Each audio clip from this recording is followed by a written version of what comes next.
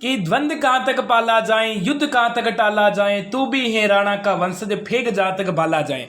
नमस्कार साथियों, आप सभी विद्यार्थी का आपके अपने चैनल स्वागत है। जैसे कि आज हम बात करने वाले बीएसटीसी नियम 2024 को लेकर, यानी नियम में हुआ बड़ा बदलाव, यानी योग्यता में आपकी बढ़ा दी, आपकी योग्यता कितनी बढ़ा दी, आपकी क्या रहेगी और अब हमारे को क्या करना होगा, अब हमें क्या करना होगा। यानी जल्दी से आपको ये दस्तावेज आपको बनाना होगा, नहीं तो आप फॉर्म अप्लाई नहीं कर पाओगे। आपको कौन कौन से दस्तावेज बनाने होंगे इसके बारे में संपूर्ण जानकारी पे चर्चा करूंगा। मैं आप सभी से एक ही बात कहना चाहूंगा, हमारे इस चैनल पे आपको ऑनलाइन कोर्स सारा का सारा फ्री मिलेगा और सारा का सारा सिलेबस बिल्कुल आपका फ्री कवर कराया जाएगा। तो जल्दी से भाई चैनल को सब्सक्राइब कर लीजिए और पास में लेकिन घंटी को ऑन कर लीजिए, आने वाली क्लास की जानकारी सबसे पहले आपको मिले।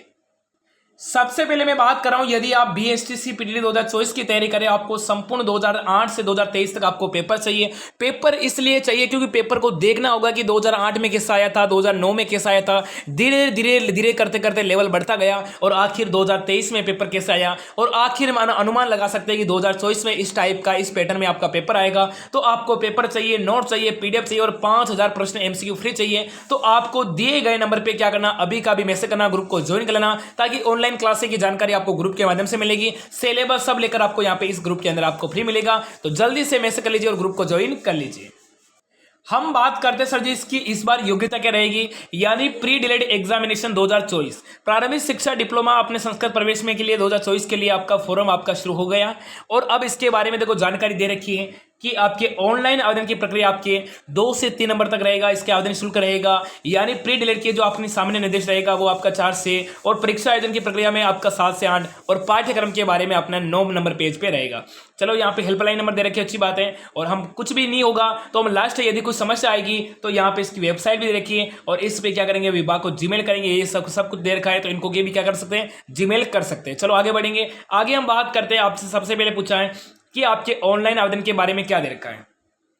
ऑनलाइन आवेदन आपका 11/5/2000 शनिवार से शुरू हो गया, यानी आज से, और अंतिम तिथि रहेगी आपका 31/5 शुक्रवार को रहेगी। और आपकी परीक्षा भी दे रखी है, परीक्षा तारीख रहेगी आपकी 30 जून को आपका परीक्षा होने वाली है, और यहाँ पे रविवार को एग्जाम होने वाला है, और दोपहर सर 2 से 5 बजे के बीच में आपका पेपर होगा। ये जानकारी भी आपको दे रखी है। अब आगे बात कर लेते हैं आपसे सर जी इसकी योग्यता के बारे में थोड़ी सी बात कर लेते हैं।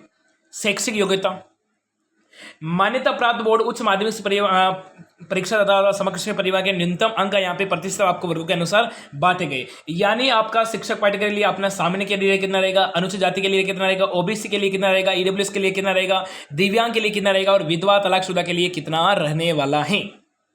अब देखो बात करें सामान्य कैटेगरी का जो विद्यार्थी उसको 50% अनिवार्य है, यानी उसके 49.99 होगा तो भी वो फॉर्म अप्लाई नहीं कर पाएगा, फॉर्म उसका रिजेक्ट हो जाएगा। सो सामान्य कैंडिडेट के आपका ये परसेंट मायना रहेगा।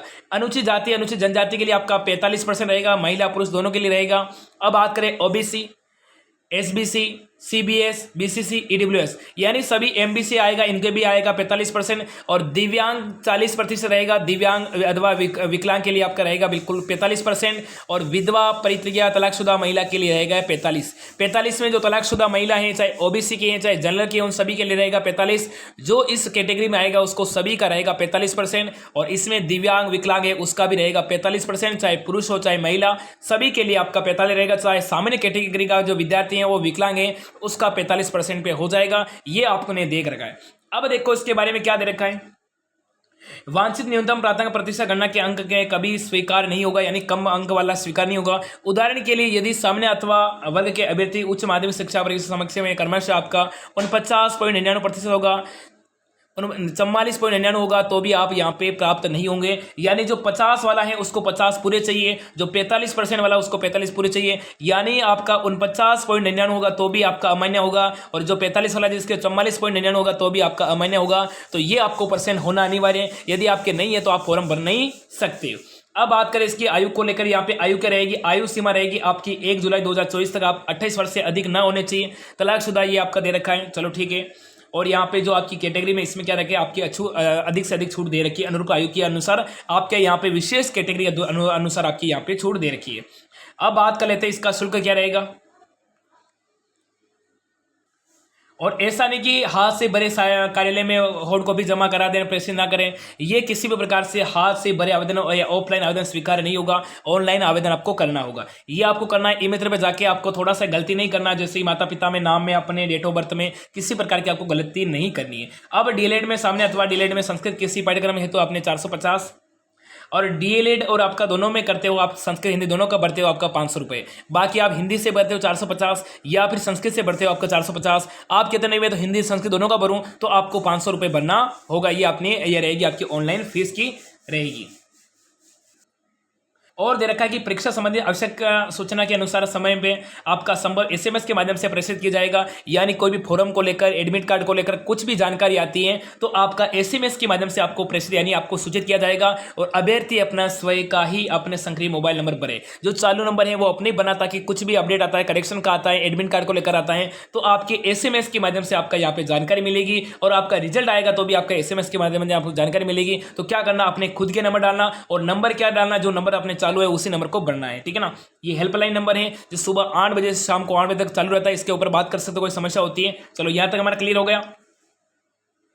अब ध्यान से रखना है कि कौन से दस्तावेज बनाना। अभ्यर्थी अपना नवीनतम पासपोर्ट साइज रंगीन फोटो अधिकतम 100 केबी का, अंगूठा निशान भी होना चाहिए 100 केबी का, और यहाँ पे हस्ताक्षर भी आपका 100 केबी का अलग अलग जेपीजी में आपको यहाँ पे फॉर्मेट में स्कैन करना है। अभ्यर्थी अपने माध्यमिक शिक्षा उच्च माध्यमिक विद्यालय कि अंक तालिका प्रमाण पत्र, आरक्षण प्रमाण पत्र और सब कैटेगरी, विधवा, तलाकशुदा, दिव्या, भूतपूर्व सैनिक, डाटा, सहीरा इत्यादि आपको प्रमाण पत्र, बैंक खाता, पासबुक ऑनलाइन आवेदन करते समय साथ में रखें।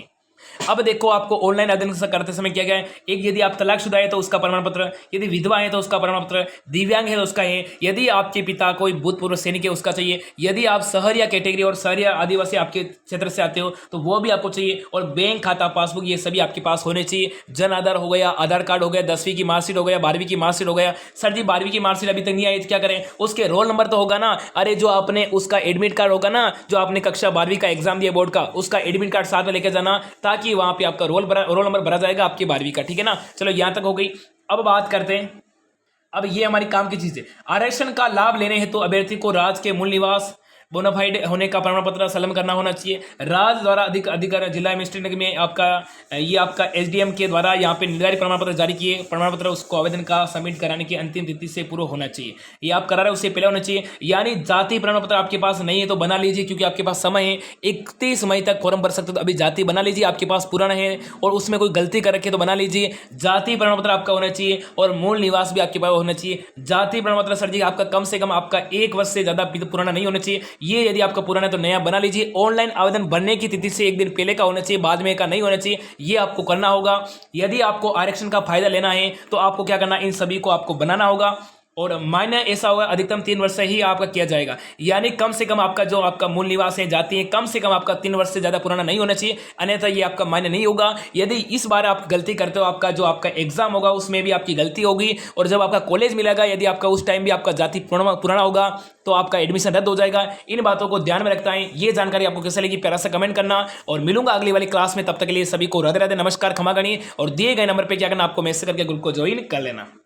आपको प्रीवियस पेपर सब कुछ आपको फ्री चाहिए तो दिए गए नंबर पे क्या करना, आपको मैसेज करना और ग्रुप को अभी ज्वाइन करना। मिलूंगा अगली वाली क्लास में, तब तक के लिए राम राम, नमस्कार। और आज शाम को मैं 7 बजे महाघोषणा करने वाला हूं, उसमें क्या क्या फ्री मिलेगा, तो सभी विद्यार्थी चैनल को सब्सक्राइब कर लीजिए और शाम को मेरे साथ लाइव 7 बजे तैयार है। उसमें क्या घोषणा होने वाली है, संपूर्ण कोर्स आपको फ्री मिलेगा। उसके लिए शाम को आपको 7 बजे मेरे साथ लाइव जुड़ना। तब तक के लिए सभी को राम राम, नमस्कार, खमा गणी।